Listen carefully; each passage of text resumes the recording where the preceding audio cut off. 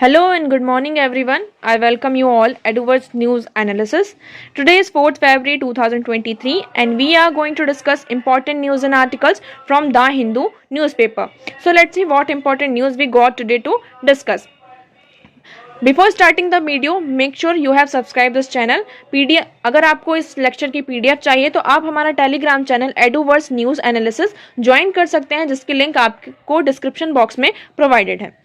तो स्टार्ट करते हैं, देखते हैं आज हमारी कौन सी पहली न्यूज़ है जो हमें डिस्कस करनी है। तो फर्स्ट न्यूज़ है 5 कोलिजियम पिक जजेस to be posted soon centre. यहाँ पर कोलिजियम ने, आप सभी को पता होगा कि कोलिजियम होती है जो कि क्या करती है, जजेस की अपॉइंटमेंट करती है ना।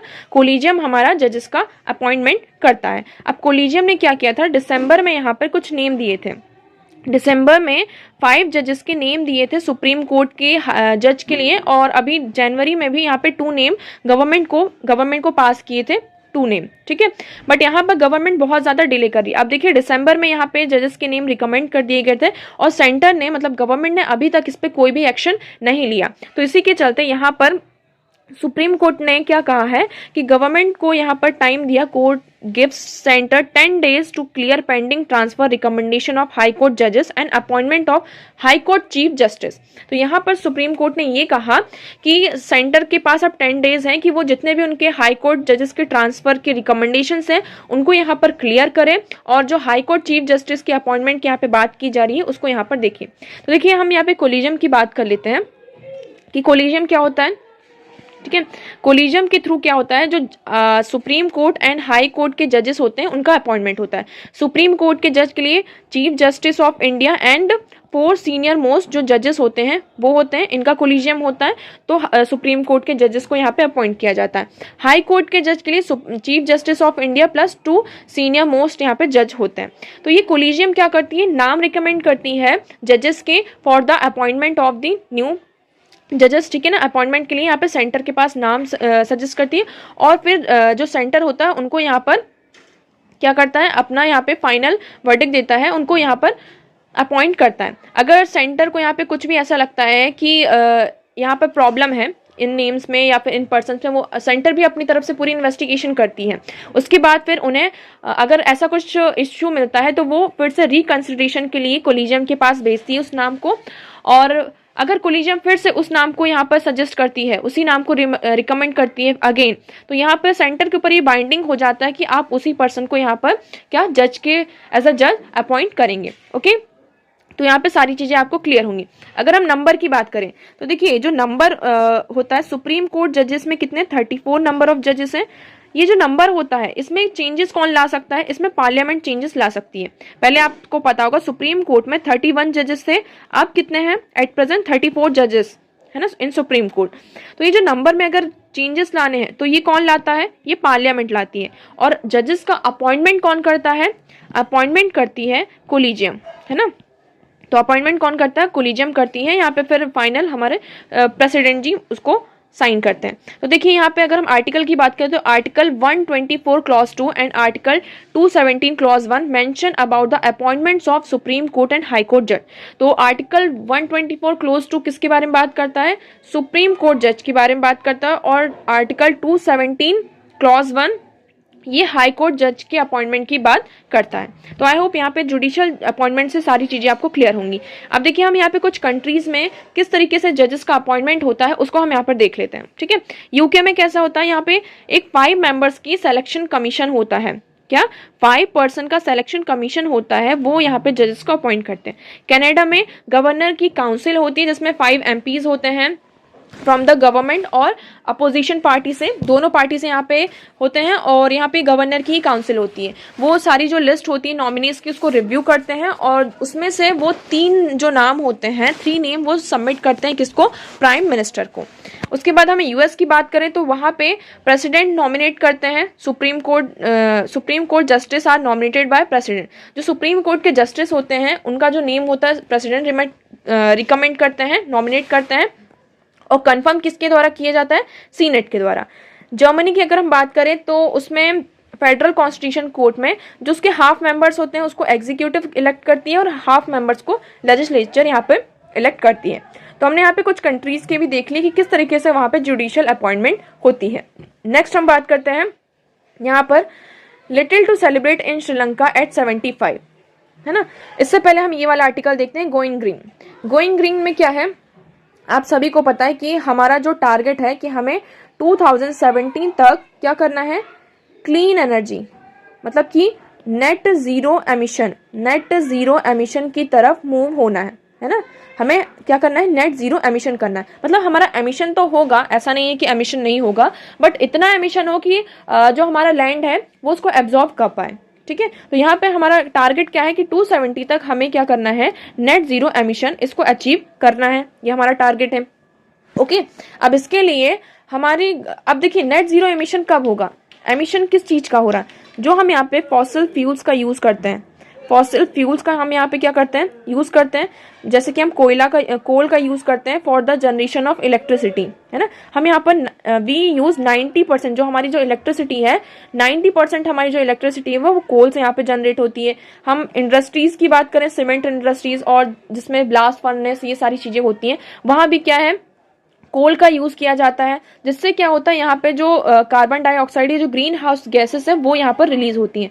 अभी ग्रीन हाउस गैसेस हमारे लिए इशू कैसा बन रहा है, ये जो गैसेस होती हैं ये क्या करती हैं, जैसे कि ये हमारा अर्थ है और ये सन है, यहाँ पर ये ग्रीन हाउस गैसेस, ये हमारा एटमॉस्फेयर है, यहाँ पर ग्रीन जो कुछ गैसेस होती हैं जैसे कि कार्बन डाइऑक्साइड, है ना, सल्फर डाइऑक्साइड, तो ये यहाँ पे जो सन से सनलाइट आती है, यहाँ पे ये हमारी सनलाइट आई, ठीक है, ये हमारे अर्थ तक आई।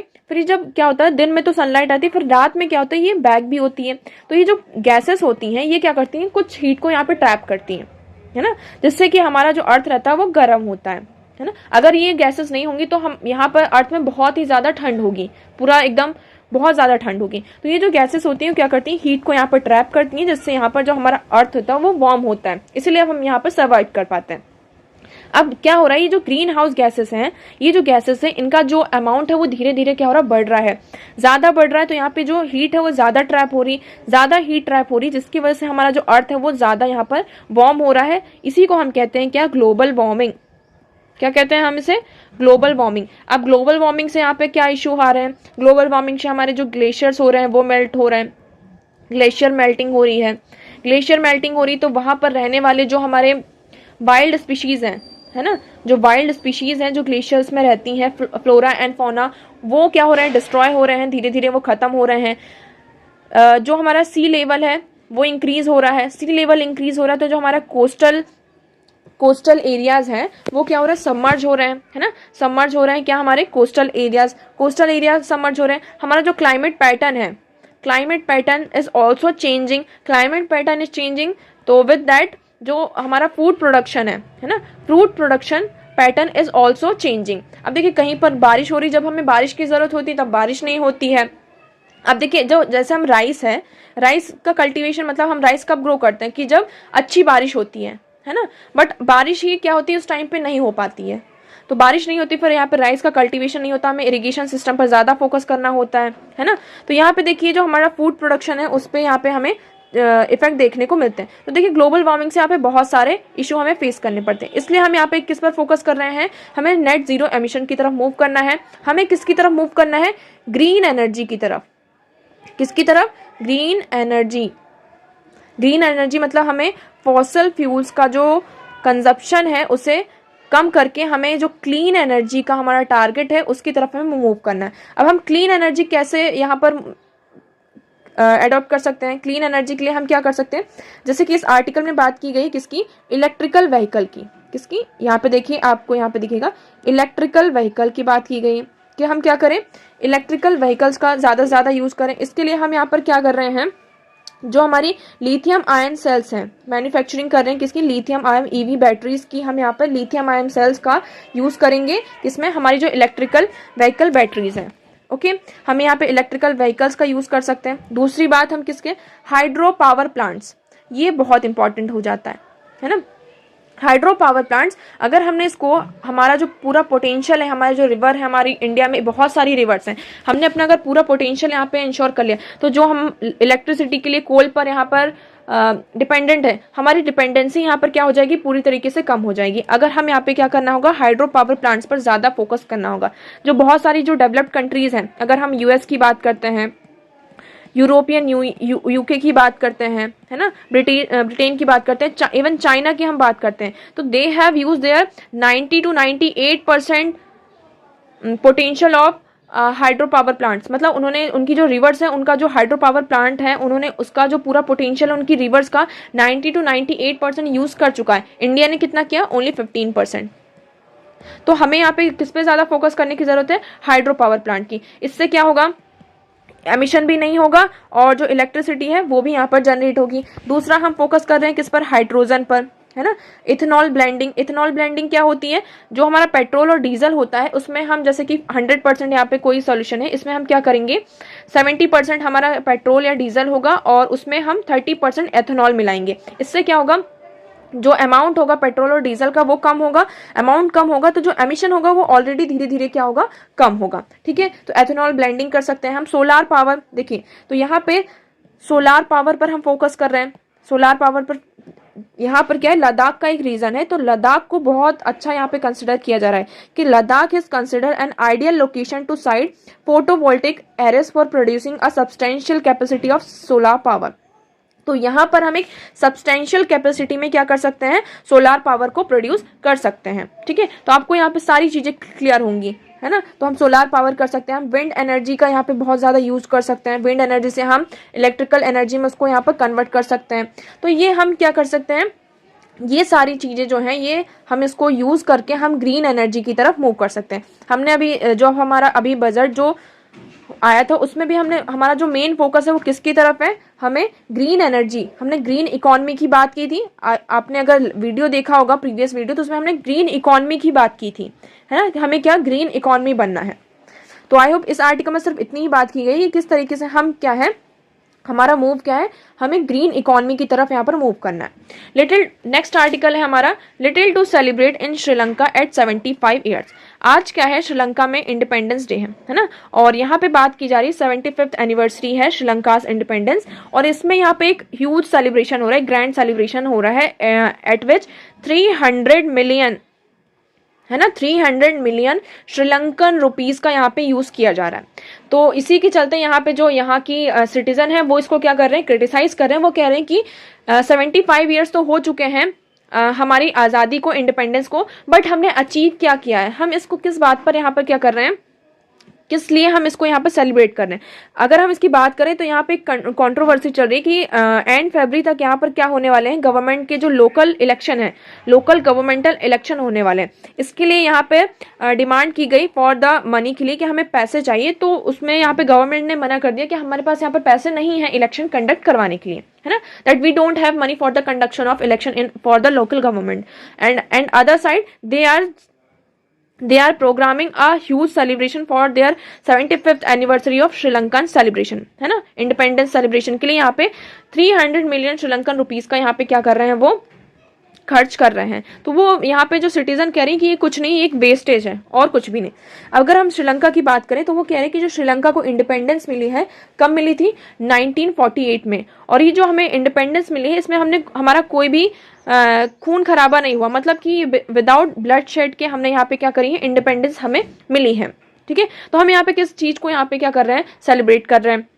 दूसरा यहाँ पे पॉइंट, अगर हम श्रीलंका की बात करें तो श्रीलंका में मेनली नेशनल प्राइड की बात करें तो यहाँ पे 4 रूट्स हैं। कौन कौन से वो 4 रूट्स हैं? Sinhala nationalist, Tamil nationalist, socialist and academia. अब देखिए अगर हम एक एक की बात करते हैं तो सिंघाला नेशनलिस्ट का जो मेन मोटिव था वो क्या था, कि वो जो कॉलोनियल रूल्स है वो क्या ग्रांट कर रहे थे, पॉलिटिकल सोवरेनिटी की। किसकी? कि उन्हें क्या चाहिए, पॉलिटिकल सोवरेनिटी चाहिए। ठीक है, उसके बाद यहाँ पर अगर हम तमिल की बात करते हैं, तमिल नेशनलिस्ट की, तो वो किसकी डिमांड कर रहे थे? अब तमिल क्या है, वो माइनॉरिटी में है, वो देवर डिमांडिंग की जो रिप्रेजेंटेशन हो लेजिस्लेचर में माइनॉरिटीज का भी और मेजोरिटीज का यहाँ पे रिप्रेजेंटेशन इक्वल हो, है ना, ऐसा ना हो कि जो माइनॉरिटीज हो वो पीछे चल रहा है। बट यहाँ पर क्या हुआ, जो मेजोरिटी वाली जो गवर्नमेंट है उसी का डोमिनेंस हुआ, जिसकी वजह से जो माइनॉरिटी सेक्शन था उनको यहाँ पर डिस्क्रिमिनेट किया गया, उनके साथ बहुत सारे legal protection against discriminatory legislature. तो यहाँ पे उनके अगेंस्ट क्या हुआ, डिस्क्रिमिनेशन हुआ, जिसकी वजह से फिर वो किसकी डिमांड करने लगे, सिर्फ रीजनल ऑटोनॉमी की यहाँ पर डिमांड करने लगे। उसके बाद यहाँ पे फिर बात की जाती है कि जो सिंघाला नेशनलिस्ट है उनके जो व्यूज थे, उनके जो आइडियाज थे वो किससे मैच हो रहे थे, जो लेफ्ट क्रिटिक थे उनके साथ यहाँ पे वो अपने आइडियाज को शेयर कर रहे थे, है ना। तो यहाँ पर फिर वो क्या होते हैं, वो एक साथ आ जाते हैं। जो नेशनल क्रिटिक हैं they were also demanding for political independence, है ना। Local elite was incomplete, they were all socialist, republic, independence and sovereignty of to all Sri Lanka. तो वो सिर्फ ये डिमांड कर रहे थे कि हमें क्या चाहिए, full political independence and sovereignty चाहिए श्रीलंका के लिए, ठीक है ना। तो इसमें यही सारी बात की गई कि किस तरीके से इन्होंने यहाँ पे करा। अगर हम बात करते हैं, श्रीलंका को 1948 में इंडिपेंडेंस मिली, बट उसके बाद से अगर हम बात करें तो वहाँ की जो पीस है, जो इन्होंने बात कही कि श्रीलंका को जो इंडिपेंडेंस मिली वो बिना खून खराबे के, विदाउट ब्लड शेड मिली, बट ये जो पीस है वो बहुत दिनों तक यहाँ पर नहीं रहा, ये एक शॉर्ट लिव था। 1948 के बाद से जब से मिली, उसके बाद तो हमारा पहला इशू क्या आया, लैंग्वेज का इशू आया। उसके बाद यहाँ पर क्या हुआ, सिविल वॉर हुई, श्रीलंका सिविल वॉर, आप सभी को पता है इसमें कितना ज़्यादा ह्यूमैनिटेरियन लॉस हुआ था, है ना। ह्यूमैनिटी की अगर बात करें तो इसमें बहुत बड़ा लॉस हुआ था। उसके बाद यहाँ पर क्या है, इकोनॉमिक क्राइसिस, अभी की बात है, यहाँ पर क्या हुआ, इकोनॉमिक क्राइसिस। श्रीलंका में गवर्नमेंट भी जो थी वो स्टेबल नहीं रही, है ना। यहाँ पे एक स्टेबल गवर्नमेंट नहीं थी। स्टेबल गवर्नमेंट नहीं रहती है, अगर किसी भी कंट्री में स्टेबल गवर्नमेंट नहीं रहती तो जो इन्वेस्टमेंट होती, कोई जो दूसरी कंपनीज होती वो इन्वेस्टमेंट करने से यहाँ पर डरती है ना। यहाँ पे इन्वेस्टमेंट नहीं होता है, तो इन्वेस्टमेंट नहीं हुआ तो इकोनॉमी किस पे डिपेंड है, economies depend on tourism and export, है ना। तो यहाँ पे मेनली टूरिज्म और एक्सपोर्ट पर यहाँ पर क्या होती है, इकोनॉमी डिपेंड होती है। बट कोविड के बाद से क्या हुआ, जब कोविड आया तो यहाँ पे जो टूरिज्म है और एक्सपोर्ट था वो कैसा हो गया, पूरी तरीके से डाउन चला गया, जिसकी वजह से श्रीलंका में क्या देखने को मिले, हमें इकोनॉमिक क्राइसिस देखने को मिले।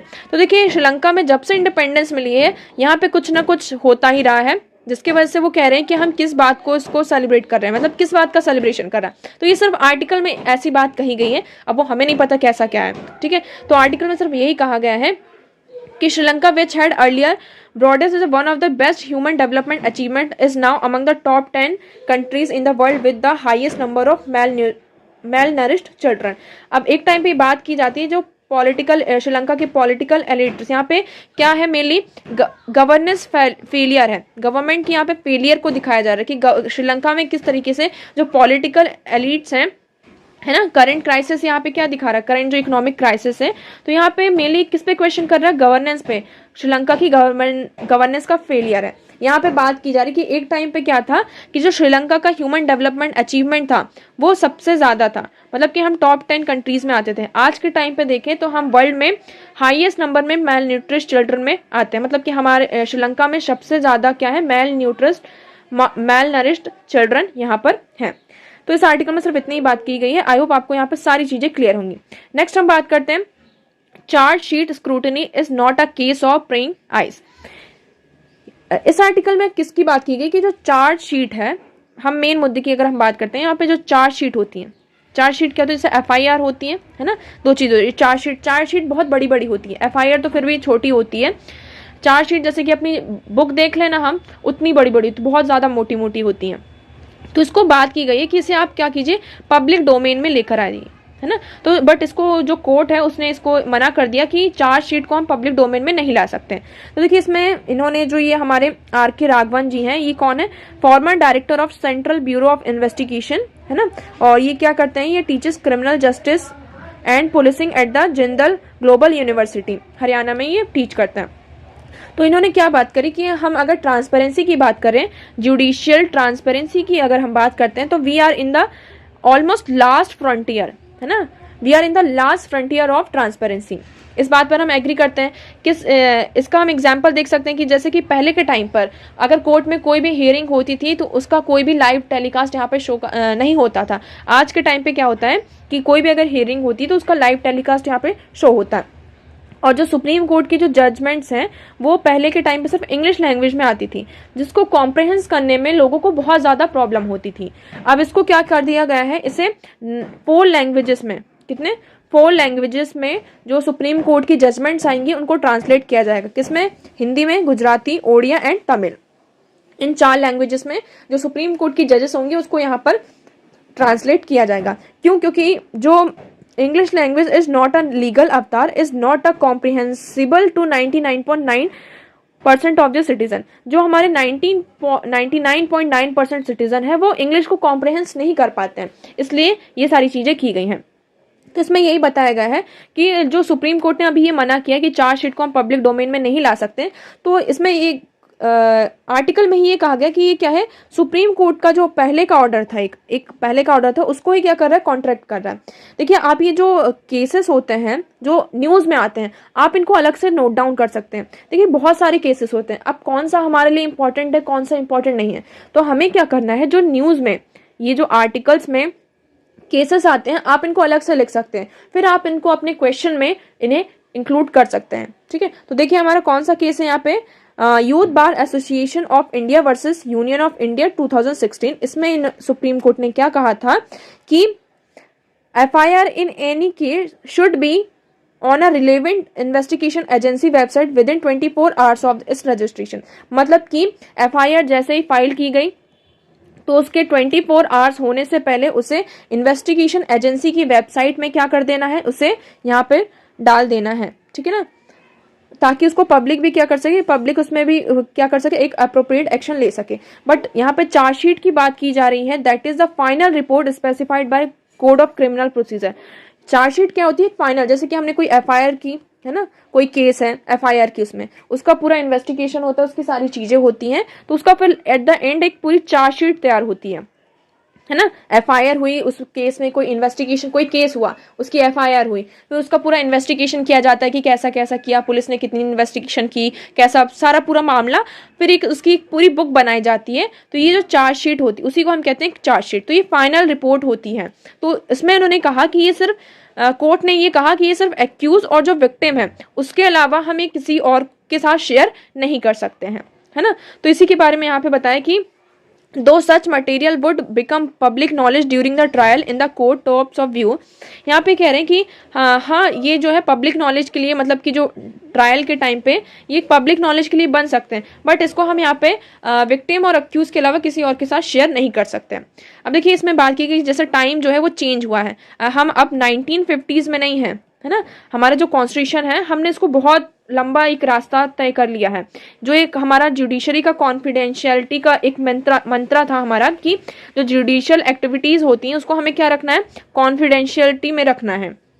अब हमने इसको क्या कर दिया है, इसको बहुत पीछे छोड़ दिया है ना। अब जो जजेस की, इवन जो जजेस की पर्सनल लाइफ होती है यहाँ पे उन पर पब्लिक डिबेट होता है ना, क्या केस लिया, सारी चीज़ों पर अब यहाँ पे क्या होता है, यहाँ पर पब्लिक डिबेट किया जाता है, उसको यहाँ पे ट्रांसपेरेंसी में लाया जा रहा है। तो यहाँ पे जुडिशियल ट्रांसपेरेंसी की मेनली बात की जा रही है। तो इसमें यही सारी चीज़ें कहा जा रही है कि चार्जशीट को शेयर करना public demand is very much in order, while it need necessary to be posted to be on website court concern. Public interest dictates a positive response to request to pursue its content. इसमें mainly ये कहा जा रहा है कि chargesheet को आप यहाँ पे क्या कीजिए, पब्लिक डोमेन में शेयर कीजिए, ताकि क्या कर सके, लोगों का जो इंटरेस्ट है, लोग उस पर क्या कर सके, एक स्क्रूटनी कर सके, कि मतलब क्वालिटी ऑफ वो इन्वेस्टिगेशन देखेंगे कि इस चीज़ में, इस केस में कैसी क्वालिटी की गई है ना, यहाँ पर क्या चेंजेस ला सकते हैं और आगे क्या कर सकते हैं। तो यहाँ पे जो कोर्ट होगी उसको भी यहाँ पे क्या होगा, फायदा होगा। जैसे कि इसमें एट द एंड उन्होंने ये कहा है कि जो सुप्रीम कोर्ट ने क्या है, अपना एक अच्छा सुनहरा मौका यहाँ पे छोड़ दिया है। देखिए, the supreme court order to wake up call all investigation agencies including central bureau of investigation which have often been assailed by courts for delaying in filing a chargesheet. यहाँ पे क्या होता है, जैसे कि जो इन्वेस्टिगेशन एजेंसीज हैं, सेंट्रल ब्यूरो ऑफ इन्वेस्टिगेशन और ये सारी, तो उनके द्वारा मतलब क्या किया जाता है, बहुत ज़्यादा डिले किया जाता है चार्जशीट को फाइल करने में। और कभी कभी तो क्यों होता है, क्योंकि जो उनकी इन्वेस्टिगेशन होती है बहुत ज़्यादा पुअर क्वालिटी की होती है ना। तो इसमें यही बात की कि एक जो सुप्रीम कोर्ट का एक वेकअप कॉल था उसको उन्होंने क्या कर दिया है, लॉस कर दिया है। एट द एंड इसमें क्या कहा जाता है, a chance for well meaning member for the public to study a chargesheet at least in important case. At the end वो ये कह रहे हैं कि आप अगर ठीक है, आप उसको वेबसाइट में नहीं शेयर कर रहे हैं, तो आप ऐसा कर सकते हैं कि जब हियरिंग ट्रायल होने वाला हो उससे पहले आप क्या कर दें, पब्लिक के साथ उसे क्या कर दें, शेयर कर दें। ठीक है ना, ताकि क्या कर सके, they will ensure the prospect of losing loosely framed chargesheet will be pure in numbers. तो यहाँ पे क्या होगा, पब्लिक उसे अच्छे से स्क्रूटिनाइज करेगी और उसको अच्छे से फ्रेम कर पाएगी। तो इसमें मतलब पूरा यही आर्टिकल था कि आपको क्या करना है, चार्जशीट को हमें स्क्रूटिनाइज करना है ना। तो आप इसे पब्लिक डोमेन में लेकर आ जाइए। ये भी क्या एक ट्रांसपेरेंसी का ही मामला है। नेक्स्ट हम मूव करते हैं। आपको यहाँ पे सारी चीज़ें क्लियर होंगी, तो आप इसमें से यहाँ पे जो इंपॉर्टेंट पॉइंट्स है उसको यहाँ पर रीड कर सकते हैं। इसको शॉर्ट में यहाँ पे लिखा गया। नेक्स्ट है no proposal to use remote EVMs in upcoming election. यहाँ पे जो हमारे लॉ मिनिस्टर हैं किरण रिजिजू साहब, उन्होंने ये कहा कि जो हमारा ये रिमोट इलेक्ट्रॉनिक वोटिंग मशीन है, जो हमारे अभी अपकमिंग इलेक्शंस आने वाले हैं, उसमें उनका यूज करने का कोई भी ऐसा प्रपोजल नहीं है।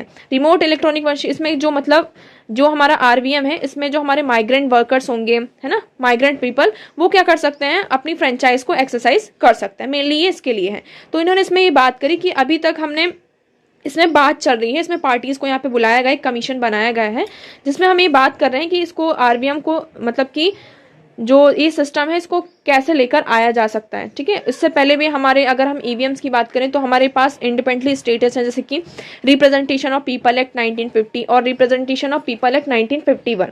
तो जो हमारा ये एक क्या है, ये इलेक्टोरल रिफॉर्म है। आरवीएम क्या है, एक इलेक्टोरल रिफॉर्म है और इस तरीके जो चेंजेस हैं ये प्रोसेस होती रहेंगी। बट जो अभी क्या है, हमारे 2024 में क्या है, इलेक्शन है लोकसभा के, और एट प्रेजेंट हमारे जो स्टेट असेंबलीज हैं उनके इलेक्शन यहाँ पर चल रहे हैं।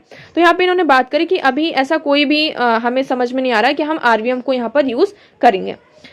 नेक्स्ट हम बात करते हैं यहाँ पे Indian companies eye drop linked with 55 adverse event in US. यहाँ पे क्या बात की गई कि global pharma health care recall product from US market after CDC warn of infection and loss of vision contamination has been suspected. यहाँ पे Indian company की एक ड्रॉप है, आई ड्रॉप है, जिसको यूएस में यूज किया गया है, जिसके हमें एडवर्स इफेक्ट देखने को मिले 55 पीपल, है ना, 55 लोगों के ऊपर इसका इफेक्ट हमें देखने को मिला। तो इसमें ये कहा गया है मतलब कि उनको मेनली 55 केसेस हैं जिसमें eye infection, permanent loss of vision, one death with blood stream infection, मतलब कि एक पर्सन की तो यहाँ पर डेथ भी हो गई, ब्लड स्ट्रीम में उसके इन्फेक्शन हो गया था। तो यहाँ पे इस तरीके के पूरे 55 क्या है केसेस देखने को मिले। इसमें मेनली किस पर बात की जा रही कि जो मैन्युफैक्चरिंग इशू हुआ है, हमने यहाँ पे जो मैन्युफैक्चरिंग की जो यहाँ पे रूल्स होते हैं, रिकमेंडेशंस होती हैं, उसको यहाँ पे वॉयलेट किया गया है। जैसे कि यहाँ पे अप्रोप्रिएट माइक्रोबियल टेस्टिंग नहीं की गई थी, है ना, फॉर्मुलेशन इशू था यहाँ पर। उसके बाद यहाँ पे टेम्परेटिव एविडेंट पैकेजिंग की, यहाँ पे जो पैकेजिंग थी उसको भी यहाँ पे अच्छे से यहाँ पर नहीं किया गया था। तो इसकी वजह से यहाँ पे हमें 55 केसेस देखने को मिले, जिसमें क्या 55 केसेस देखने को मिले, जिसमें लोगों के यहाँ पे बहुत सारे इन्फेक्शन हो रहा है, कुछ लोगों ने अपना विजन तक लॉस कर दिया है ना, और इस तरीके की चीजें पाई गई। तो ये क्या है, इंडियन कंपनी का आई ड्रॉप था जिसमें यूएस में ये इवेंट हुआ, जिसकी वजह से अब उसको यूएस से उसको रिकॉल कर लिया गया है। नेक्स्ट हम बात करते हैं, यहाँ पे देखिए February 7 to 9 G20 की फर्स्ट मिनिस्ट्रियल मीटिंग यहाँ पे ऑर्गेनाइज होने वाली है, जिसमें इसका थीम मेनली क्या है, rural tourism and archaeological tourism. ठीक है, इसमें क्या है, rural tourism and archaeological tourism. तो इस टूरिज्म में इंडिया ने क्या किया है, 3 प्लेसेस। अभी आपके लिए यहाँ से क्वेश्चन बन सकता है ना, यहाँ पे आपके लिए प्रीलिम से क्वेश्चन बन सकता है। कैसे कि Latpura Khas village of Madhya Pradesh, Khonoma village of Nagaland and heritage site like Dholavira will be showcased as success stories of rural and archaeological tourism by India. तो यहाँ की इन 3 प्लेसेस की जो रूरल और स्टोरीज हैं, रूरल सक्सेस और आर्कोलॉजिकल टूरिज्म की जो सक्सेस स्टोरीज हैं, उनको यहाँ पर दिखाया जाएगा। ये यहाँ पे क्या बताएंगे मेनली कि जो हम एस्ट्रो टूरिज्म के बारे में भी यहाँ पे बताएंगे कि हमने किस तरीके से India will present the innovative model of community based astro tourism. यहाँ पे एस्ट्रो टूरिज्म मतलब हमने किस तरीके से हमारी कम्युनिटी में इसको इन्वॉल्व किया है। जैसे कि यहाँ पे क्या होगा, rural home stay and communication space that are completely run by villagers. तो यहाँ का जो कम्युनिकेशन स्पेस है और रूरल होम स्टे है, वो किसके द्वारा यहाँ पे रन किया जाता है, विलेजर्स के द्वारा ही। ठीक है ना, तो यहाँ पे मेनली हम दिखाएंगे कि हमने यहाँ पे कितना एडवांस काम किया है। हम एस्ट्रो टूरिज्म की बात कर रहे हैं, यहाँ के जो लोग हैं, किसान है, मतलब कि जो विलेजर्स हैं, वो खुद ही क्या कर रहे हैं, उनका जो स्पेस है, कम्युनिकेशन स्पेस है, उसको यहाँ पे रन कर रहे हैं। ठीक है, तो यहाँ पे आपसे क्वेश्चन कहाँ से बनेगा कि जो फर्स्ट मीटिंग हुई थी, जो हमारा टूरिज्म है, रूरल टूरिज्म, आर्कोलॉजिकल टूरिज्म, उसमें कौन कौन से 3 प्लेसेस है, तो लातपुरा खास विलेज मध्य प्रदेश का, Khonoma village Nagaland and heritage site Dholavira. Okay, next हम मूव करते हैं यहाँ पर। देखिए, Antony Blinken postpone China visit after spy balloon is detected over US. यहाँ पर जो यूनाइटेड स्टेट के सेक्रेटरी ऑफ स्टेट थे एंटोनियो ब्लिंकन, उन्होंने वो चाइना में जाने वाले थे, मतलब चाइना विजिट के लिए जाने वाले थे। ये जो विजिट हो रही है आफ्टर 2018 के बाद हो रही है। ओके, पहली विजिट है 2018 के बाद, बट अब इस विजिट को क्या कर दिया गया है, पोस्टपोन कर दिया गया है। इशू क्या है, रीजन क्या है इसके पीछे, कि चाइना का यूएस में क्या हुआ है, अभी इसी वीक की बात है कि चाइना का एक स्पाई बलून वहां पर डिटेक्ट किया गया है। क्या, एक बलून है, मतलब उसको यहाँ पे, उसमें कुछ यहाँ पे इंस्ट्रूमेंट भी लगे हैं चाइना के, तो ये स्पाई बलून वहां पे स्पॉट हुआ है यूएस में। तो इसके तहत यहाँ पे बात की गई है कि इसीलिए वहां पर ये जो विजिट है उसको यहाँ पे पोस्टपोन कर दिया गया है। अब पहले तो चाइना ने ऐसे मना कर दिया कि ये उनका बलून नहीं है, बट जब इसकी पूरी इन्वेस्टिगेशन की गई, जो यूएस का एयरलाइन डिपार्टमेंट है उसने पूरी इसकी यहाँ पे क्या करी, इन्वेस्टिगेशन करी, तो जाके पता चला कि ये चाइना का बलून है। तो उन्होंने फिर चाइना ने भी इसको एक्सेप्ट किया कि हाँ ये उन्हीं का बलून है, और उन्होंने इसको इसमें कुछ रिग्रेट्स भी दिखाए, कि चाइना ने अपने रिग्रेट्स दिखाए कि ये मिस्टेक से आ गया है, हमने इसको, ये मेनली जो बलून है वो स्पाई बलून नहीं है, ये वेदरिंग को कंडक्ट करने का, मतलब कि वेदर को चेक करने का एक बलून है ना। तो इसके बट इसमें देखो, यूएस क्या कर सकता था, इसको यहाँ पे खत्म कर सकता था, डिस्ट्रॉय भी कर सकता था, बट यूएस ने ऐसा नहीं किया। क्यों नहीं किया, क्योंकि वो चाइना के साथ अपने जो रिलेशंस हैं उसको यहाँ पे खराब नहीं करना चाहता है। अच्छे भी नहीं है रिलेशन, बट वो still they don't want their relation with China to be in a wrong face, है ना। इसलिए वो यहाँ पर इन्होंने ऐसा नहीं किया। उन्होंने इसका रीजन ये दे दिया कि अगर हम इसको डिस्ट्रॉय भी करेंगे, क्योंकि यूएस के वो कह रहे हैं कि यूएस का मेट्रोलॉजिकल जो, मतलब कि स्पेस सिस्टम है, एयर सिस्टम है, वो बहुत ज़्यादा स्ट्रांग है ना, और ये कुछ भी उनका लॉस नहीं कर रहा है, इसलिए इसको इन्होंने डिस्ट्रॉय नहीं किया, ये कहते हुए कि इससे बहुत ज़्यादा जो क्या होगा, मलबा वगैरह होगा, बहुत सारी प्रॉब्लम्स होंगी और कुछ भी नहीं, है ना। तो यहाँ पे बस यही बात की गई है।